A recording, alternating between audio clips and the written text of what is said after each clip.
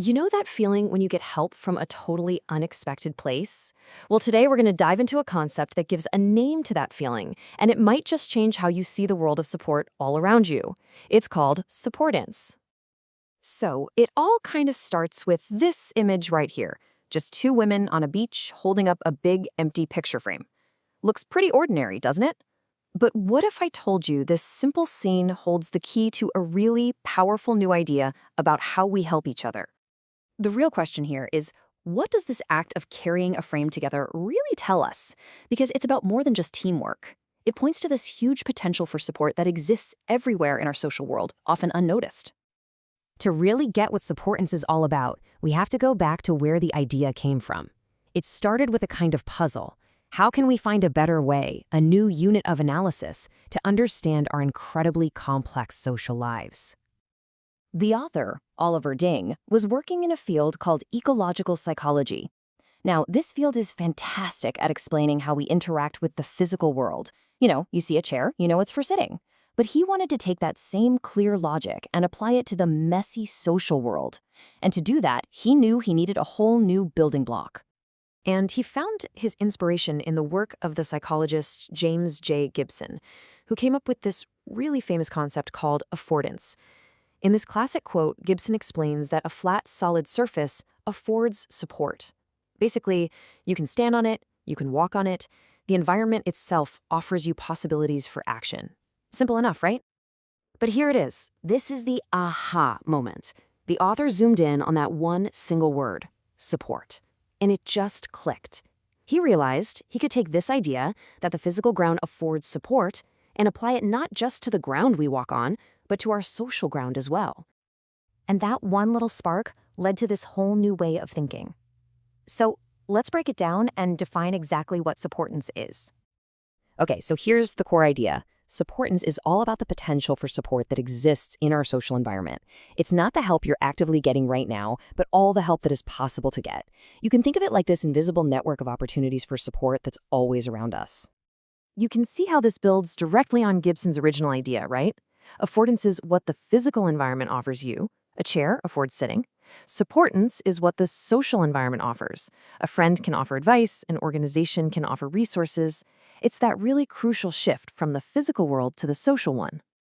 Now, you might be thinking, well, isn't this just social support? And that's a great question, but they're different. Social support is usually about help that's given intentionally. Supportance is way broader. It includes potential help that wasn't even meant for you. For instance, if you overhear a conversation that solves a problem you've been having, you just tapped into an unintended supportance. See the difference? So we have this big idea of potential support just floating out there. But how does it become actual, real help? Well, the concept gives us a really handy three-phase model to explain how we turn that possibility into a reality. This whole journey, from potential to actual, happens in three main stages: perception, action, and curation.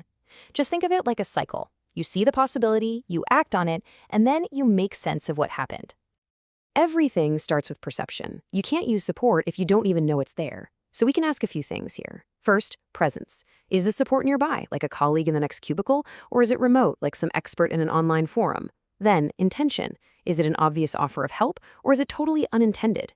And finally, expression. Is it explicit, like a sign-up sheet, or is it tacit, that unspoken feeling that a friend is willing to listen? You gotta perceive it before you can do anything else. Next up is action. Seeing the potential isn't enough. You have to actually do something. This phase is kind of like a dance between what you need and how the environment responds. First, there's your capability. Do you actually have the skills to use the help?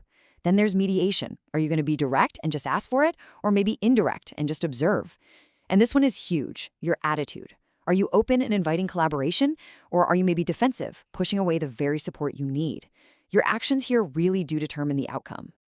And finally, we have curation. This is what happens after you've gotten help. You don't just use it and forget about it. You look at the consequence. Was the outcome good or bad? Then you start to do some configuration where you combine different little pieces of help into a bigger strategy. And most importantly, you begin conceptualization, turning these very specific experiences into bigger, abstract lessons that can guide you in the future. It's basically how we learn and grow from the support we find. So what's the big picture here?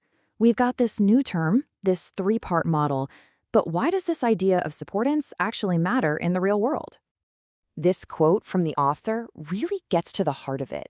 He says that all the things we do, our social practices, from the most normal to the most creative, they all have their origins in what is possible. They all start out as potential actions long before they become reality.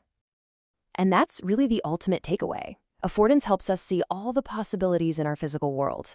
And now, Supportance gives us a brand new lens to see the enormous, untapped potential in our social world. It gives us a name and a framework for noticing all those opportunities for support that are around us every single day. So I guess that leaves us with a challenge, because once you start looking for supportance, you really do start to see it everywhere. So take a look at your own life, your work, your community, your family. What crucial piece of support is hiding in plain sight, just waiting for you to notice and act on it?